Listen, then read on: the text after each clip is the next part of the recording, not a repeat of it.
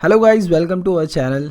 तो गाइस, आज की जो वीडियो है, जैसे कि आपने थंबनेल देख ही लिया होगा, तो इसमें हम बात करने वाले हैं रेजिडेंशियल कोचिंग एकेडमी अलीगढ़ मुस्लिम यूनिवर्सिटी का जो प्रीवियस ईयर क्वेश्चन पेपर्स हैं उनके बारे में हम बात करेंगे। ओके, इसके ऊपर मैंने वीडियोस नहीं बनाई थी, ये क्वेश्चन पेपर्स मुझे मिले तो मैंने सोचा इसके ऊपर बना देते हैं ताकि आपको तैयारी करने में आसानी हो जाएगी। हाँ, इससे रिलेटेड मैं ऑलरेडी एक वीडियो बना चुका हूँ जिसमें हमने ये डिस्कस करा था कि इसके क्या क्या एलिजिबिलिटीज़ हैं और क्या क्या एज लिमिट वगैरह हैं, कौन कौन दे सकता है रेजिडेंशियल कोचिंग एकेडमी अलीगढ़ वाला। तो वो सब चीज़ें हमने उस वीडियो में डिस्कस करी है, उसका भी मैं आइकन में लिंक दे दूंगा, वो भी आप जा कर के मोर इन्फॉर्मेशन के लिए देख सकते हैं। तो स्टार्ट करते हैं आज की वीडियो। देखिए, रेजिडेंशियल कोचिंग एकेडमी में भी क्या होता है, जो अलीगढ़ की उसमें भी आपका एसए का पेपर होता है और जीएस का पेपर होता है। तो सबसे पहले हम जो देखने वाले हैं वो उसमें हम देखेंगे जीएस पेपर के बारे में, और रही ऐसे पेपर की बात, उसके लिए मैं सेपरेट वीडियो बना दूंगा।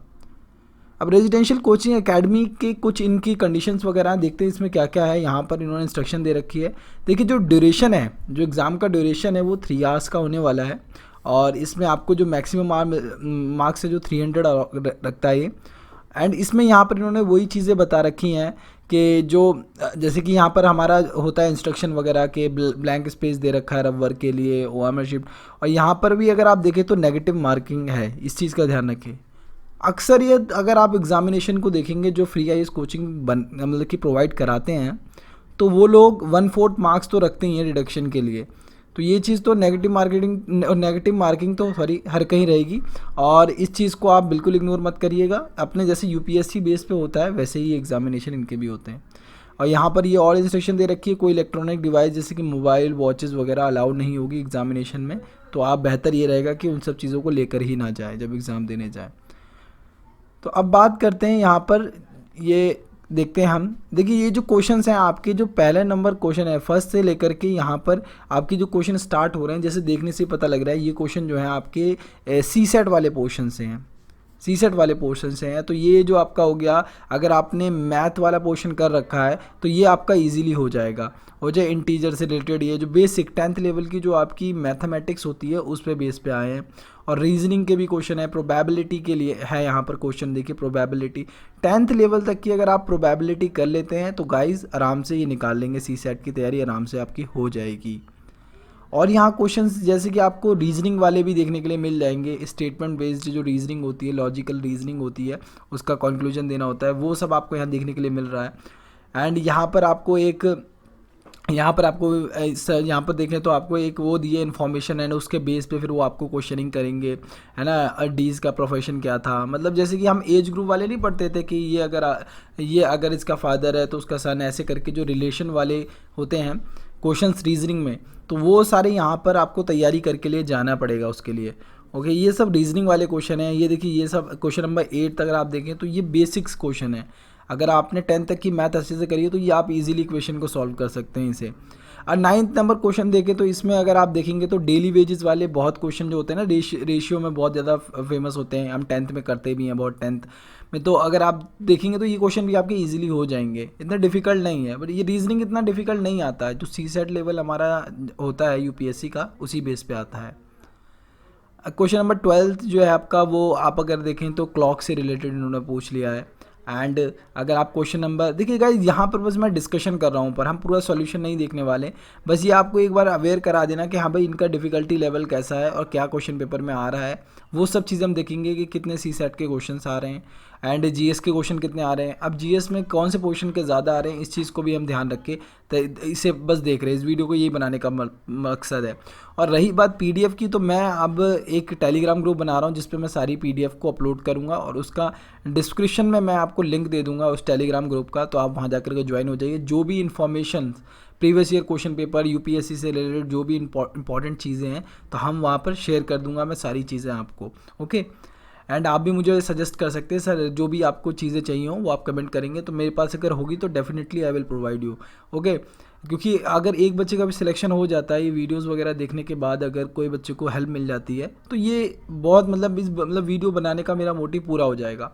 और ये सब चीज़ें आपको मिलेंगी भी नहीं कहीं जल्दी। ये सब जो क्वेश्चन पेपर वगैरह होते हैं थोड़ा मुश्किल से मिलते हैं। ओके, ये लोग अपने वेबसाइट पे ज़्यादा प्रोवाइड नहीं कराते हैं। अब बात करते हैं यहाँ पर अगर आप देखें तो ये सब क्वेश्चन है अब आपके यहाँ पर इंग्लिश से रिलेटेड आने लगा है थोड़ा, ठीक है। ऑटोमेटिक एक्सप्रेशन क्या है और वो सारी चीज़ें यहाँ पर आने लगी इंग्लिश वाला। अब ये देखिए यहाँ पर अगर आपने आंसर पैसेज तो कर रखे हैं जैसे यूपीएससी में आते हैं सीसेट वाले पोर्शन में, वैसे ही सेम यहाँ पर है। बट यहाँ डिफिकल्टी लेवल उतना हाई नहीं होगा, नॉर्मल अगर आप तैयारी करके जाएंगे तो सीसेट वाला पोर्शन तो आप कर ही लेंगे। और रही अगर आपको सीसेट से रिलेटेड भी वीडियो चाहिए कि सीसेट के लिए कौन सी बुक्स पढ़ें, तो वो भी मैं आपको बता दूंगा, आप मुझे कमेंट कर दीजिएगा तो उसके ऊपर भी वीडियो मैं बना दूंगा। अब यहाँ से ये आप देखें तो 20 तक तो आपके जो क्वेश्चन थे ये इससे रिलेटेड थे, इंग्लिश वगैरह से, रीजनिंग सीसेट वाले पोर्शन से। अब 21 क्वेश्चन से अब यहाँ से स्टार्ट हो रहे हैं हमारे जीएस वाले क्वेश्चन, जिसमें हमारा हिस्ट्री, पॉलिटी, इकोनॉमी, एनवायरनमेंट आ जाता है। अब जैसे यहाँ पर अगर क्वेश्चन नंबर 21 की बात करें तो ये एक बेसिक है। Repo and reverse repo rate तो सबको ही पता होता है, इनके बीच में डिफरेंस क्या होता है। तो इतना अगर देखें इस क्वेश्चन की डिफ़िकल्टी इतनी नहीं है। अगर आपने अच्छे से इकोनॉमिक्स पढ़ी है, एनसीईआरटी ही पढ़ी है, सिर्फ मैं बात नहीं कर रहा रेफरेंस बुक की, अगर आपने 11th की एनसीईआरटीज़ ही पढ़ी है इकोनॉमिक्स की अच्छे से, तो डेफिनेटली आप ये क्वेश्चन को सॉल्व कर लेंगे ईजिली। ओके, अब question number 22 global employment trends report. Okay, अब जैसे ये क्या होता है, अब आपका करंट बहुत इंपॉर्टेंट बन जाता है इस सिनेरियो में। अगर आप अपना करंट को तैयार करके रखेंगे तो डेफिनेटली ये क्वेश्चंस भी आपके हो जाएंगे। तो करंट को तो इग्नोर नहीं करना। किसी भी एग्जामिनेशन दे रहे हैं आप, कोई भी फ्री कोचिंग के लिए भी अगर आप एग्जामिनेशन दे रहे हैं तो वहाँ पर 1 ईयर का करंट अफेयर तो आपकी टिप्स पे होना चाहिए। ओके, तो इसी तरीके से आपको तैयारी करनी है। इस चीज़ का खास ध्यान रखें कि आपका करंट अफेयर इग्नोर नहीं होना चाहिए, क्योंकि ये क्वेश्चन जो पूछे जाते हैं स्टैटिक के भी, वो भी कहीं ना कहीं करंट से रिलेट होते हैं। क्वेश्चन नंबर 23 अगर आप देखें तो ये मार्जिनल कॉस्ट से रिलेटेड है। ओके, ये भी इकोनॉमिक्स का है, न्यू इकोनॉमिक पॉलिसी। ओके, इससे रिलेटेड पूछ लिया गया 1991। अगर आप थोड़ा करंट और जो आपका इकोनॉमिक्स है उसे पढ़ के चलेंगे तो ईजिली हो जाएगा।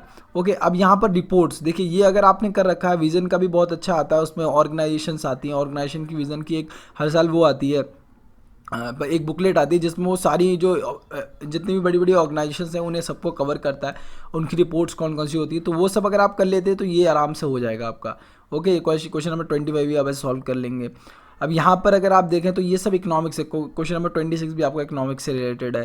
एंड अगर आप देखें तो ये क्वेश्चन नंबर 27 भी आपका इंटेलेक्चुअल प्रॉपर्टीज से रिलेटेड, ये न्यूज़ में बहुत था। ओके, अगर आपने कर रखा होगा तो ये आप कर लेंगे। तो ये अगर आप देखें 2018 के आसपास ये न्यूज़ में था। ओके, चल रहा था न्यूज़ में, तो ये क्वेश्चन नंबर 27 भी आपका हो जाएगा। बस ये आपको थोड़ा अपने अंदर कॉन्शियसनेस ना आनी है और अवेयरनेस होनी चाहिए करंट अफेयर की, तो आप इजीली इन क्वेश्चन को सॉल्व कर जाएंगे। ठीक है, अब ये आपका MSPS तो इससे रिलेटेड पूछ लिया गया है। ओके, तो इनका अगर आप देखें तो ये सब बेसिक्स दे रखे हैं एनसीईआरटीज़ में। अब ये देखिए, ये क्वेश्चन सबसे अच्छा 29 वाला देखिए, impact of fall in crude oil price on the Indian economy. अगर आप करंट अफेयर कर रहे हैं गाइस, करंट अफेयर की इंपॉर्टेंस देखिए बढ़ती ही जा रही है। जैसे जो क्वेश्चन आ रहे हैं उस हिसाब से पता लग रहा है कि करंट अफेयर बहुत ही इंपॉर्टेंट है। So please don't ignore current affair. Okay, तो 29 क्वेश्चन भी अगर आप देखें तो ये भी करंट से ओरिएंटेड है। अगर आपने करंट को अच्छे से पढ़ा है तो डेफिनेटली आप कर लेंगे, क्योंकि द हिंदू में आर्टिकल्स बहुत सारे आए क्रूड ऑयल प्राइस से रिलेटेड। ओके, जो कि न्यूज़ में बहुत चल रहा था, जब प्राइस भी हमारा रुपी भी डेप्रिएट हो रहा था, उस टाइम पर भी ये बहुत ज़्यादा न्यूज़ में था। ओके, क्वेश्चन नंबर 30 भी देखें तो ये भी आपका इकोनॉमिक्स से रिलेटेड है। 31 भी इकोनॉमिक्स से रिलेटेड है एंड 32 भी कहीं ना कहीं इकोनॉमिक्स से रिलेटेड है आपका। एंड ये आपका देखिए index of 8 core industries. 8 core industries ये भी न्यूज़ में रहता है। हमारी 8 कोर इंडस्ट्रीज़ जो हैं वो भी न्यूज़ में रहती हैं। ये बेसिक क्वेश्चन है, इसे तो पता ही होना चाहिए आपको, आंख बंद करके पता होना चाहिए हमारी 8 कोर इंडस्ट्रीज़ कौन सी हैं। तो ये हो जाना चाहिए था। अभी तक देखें तो हमने क्वेश्चन जो देखे 20 से लेकर के हम 33 तक आ गए, तो मतलब अच्छे खासे क्वेश्चन इन्होंने उससे पूछ रहे हैं इकोनॉमिक्स से। यहाँ तक अगर आप देखें तो 33, यानी कि आपके यहाँ पर इन्होंने 13 क्वेश्चन जो इकोनॉमिक्स से पूछ चुके हैं। अब बात करते हैं 34th क्वेश्चन जो है आपका वेस्टर्न हिमालय। तब यहाँ पर आपका जो स्टार्ट हो रहा है, अब यहाँ आपका जो स्टार्ट हो रहा है वो हो रहा है स्टार्ट ज्योग्राफी से रिलेटेड। तो यहाँ पर वही पूछा जा रहा है कि वेस्टर्न हिमालयाज़ कहाँ पर लाई करते हैं। ठीक है, वेस्टर्न हिमालयाज़ से रिलेटेड इन्होंने पूछ लिया है। अगर वेस्टर्न हिमालयाज़, अब जैसे हमने एनसीईआरटी ज्योग्राफी कंप्लीट करी थी, उसमें हमने पढ़ा भी था western Himalayas, Punjab Himalayas, Nepal Himalayas. Okay, तो उनके हिसाब से अगर आपने वो वीडियोज़ हमारी देखी होंगी तो भी आप इस क्वेश्चन को आराम से सॉल्व कर लेंगे, किस तरफ लोकेटेड है।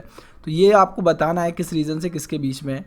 एंड आगे बढ़ते हैं, जैसे कि यहाँ पर अगर आप आएंगे तो ये भी आप देखें तो eastward flowing rivers of peninsula India, north to south. Okay, अब यहाँ पर जो आपको ना ईस्ट वर्ड फ्लोइंग रिवर्स जो है आपकी पेनिनसुलर रिवर्स हैं, तो वो आपको बतानी पड़ेगी। अब ये अगर आप करके जाते हैं रिवर्स वगैरह ज्योग्राफी पे पकड़े तो कर लेंगे, इसके बारे में भी हम डिस्कस कर चुके हैं रिवर के बारे में भी। क्वेश्चन नंबर 36 में आपका देखिए black cotton soil of India. अब यहाँ पर भी ये आपका देखें तो उससे रिलेटेड है, ज्योग्राफी से रिलेटेड है। एंड अब हम बात करते हैं क्वेश्चन नंबर 37 की। ये भी आपका ज्योग्राफी से रिलेटेड है, तो ज्योग्राफी भी करके जानी है, ज्योग्राफी के भी क्वेश्चन अच्छे खासे आ रहे हैं। क्वेश्चन नंबर 38 भी ज्योग्राफी से रिलेटेड है एंड थोड़ा ये करंट ओरिएंटेड हो जाते हैं, इस चीज़ का ध्यान रखिए, करंट को मिला देते हैं वो।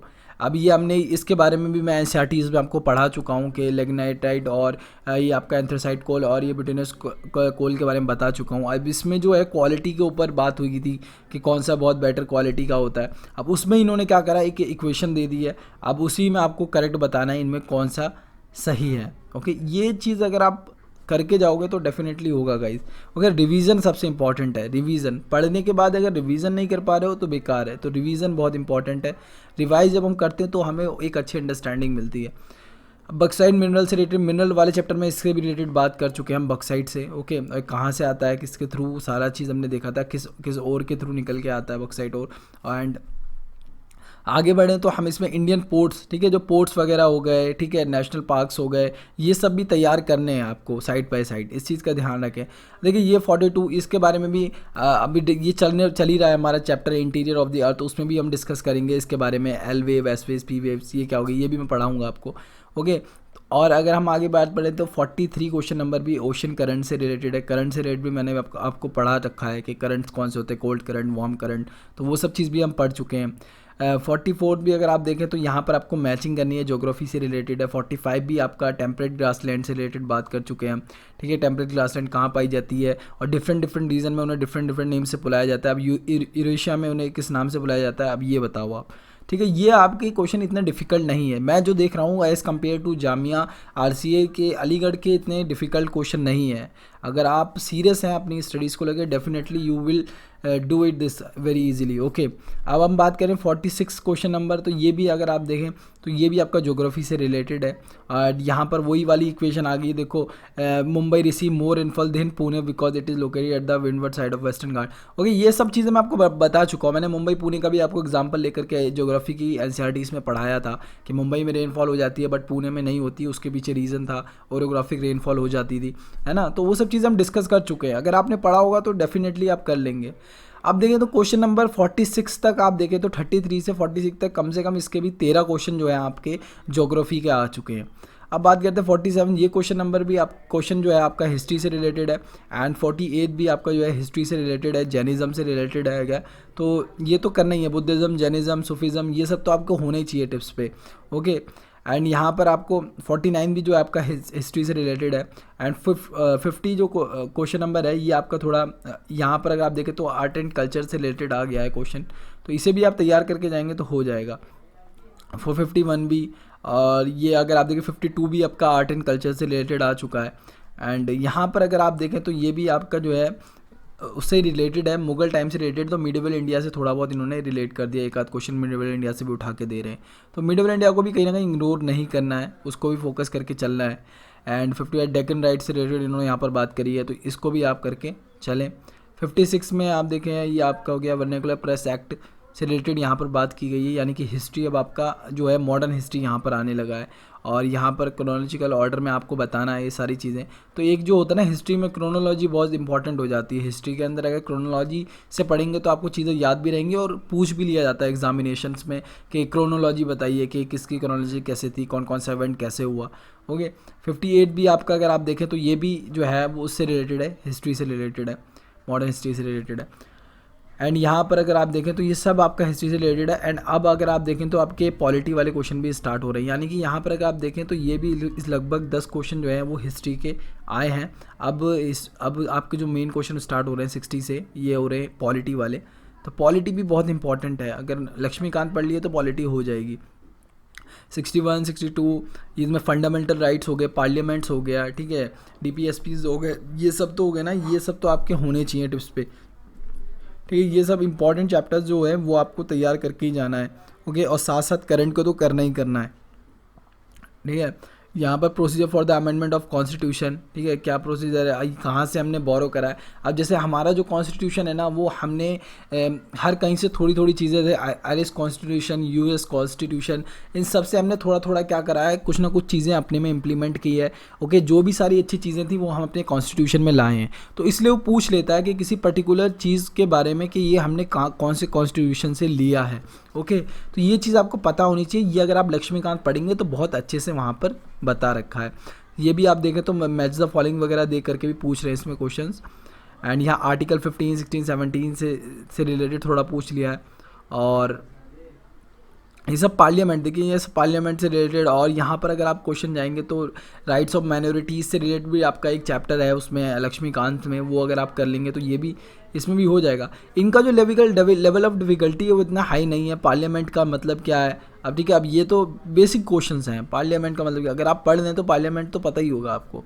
Okay, article 3 of Indian constitution, and यहाँ पर वही सब है। अब यहाँ पर 473 से अगर आप देखें तो क्वेश्चन आपके स्टार्ट हो रहे हैं थोड़ा साइंस एंड टेक वाले भी। ओके, और यहाँ पर अगर आप देखें तो बर्ड सेंचुरीज, नेशनल पार्क से रिलेटेड, और कोई अगर बर्ड, ये चीज़ बहुत इंपॉर्टेंट बन जाता है, कोई भी बर्ड या एनिमल अगर एक्सटिंक्ट होता है किसी पर्टिकुलर ईयर में, ओके, तो वो करंट में आपको ज़रूर कवर करना है, क्योंकि वो पूछ लेते हैं क्वेश्चंस। जैसे यहाँ पर पूछ लिया 74 क्वेश्चन नंबर में। 75 में भी अगर आप देखें तो एनिमल स्पीसीज़ कौन सी है जो डेजर्ट में रहती है, डेजर्ट इकोसिस्टम में, उससे रिलेटेड पूछ लिया है। अब यहाँ थोड़ा आपको आइडिया होना चाहिए एनिमल्स के बारे में भी, एंड या फूड चेन के बारे में थोड़ा बताओ इसके बारे में। अगर आपने इन्वायरमेंट की वो बुक पढ़ी होगी Shankar eyes, definitely you will do it.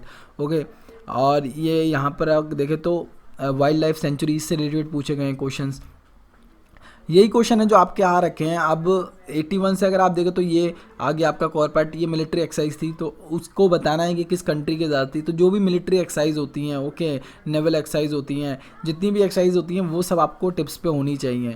और ये सब कैसे होगा, जब करंट आप पढ़ेंगे, करंट को इग्नोर करेंगे तो भाई ये एग्ज़ाम आपको इग्नोर कर देगा, आप नहीं क्लियर कर पाएंगे। तो इसलिए आपको थोड़ा लैंग्वेज हो गया, साइंस एंड टेक हो गया, आर्ट एंड कल्चर हो गया, वर्ल्ड हैप्पीनेस रिपोर्ट, ठीक है, ये भी न्यूज़ में बहुत था, 85 क्वेश्चन नंबर। तो ये रिपोर्ट के बारे में भी पता होना चाहिए, कौन सी रिपोर्ट कौन निकाल रहा है। मिडिल इनकम ग्रुप स्कीम, जो भी गवर्नमेंट की स्कीम चल रही है उसका भी एक विज़न का आता है हर साल के, वो जितनी भी योजनाज होती हैं, जितनी भी गवर्नमेंट स्कीम होती हैं पूरे साल में, वो कवर करता है, तो वो आप वहाँ से कर सकते हैं। क्वेश्चन नंबर 87 हो गया, ये भी अगर आप देखें तो ट्राइब्स वगैरह से रिलेटेड बात की गई है। क्वेश्चन नंबर 8 भी, ये भी स्कीम से रिलेटेड है। ओके, क्वेश्चन नंबर 89 भी अगर आप देखेंगे तो बायोस्फीयर रिजर्व से रिलेटेड है।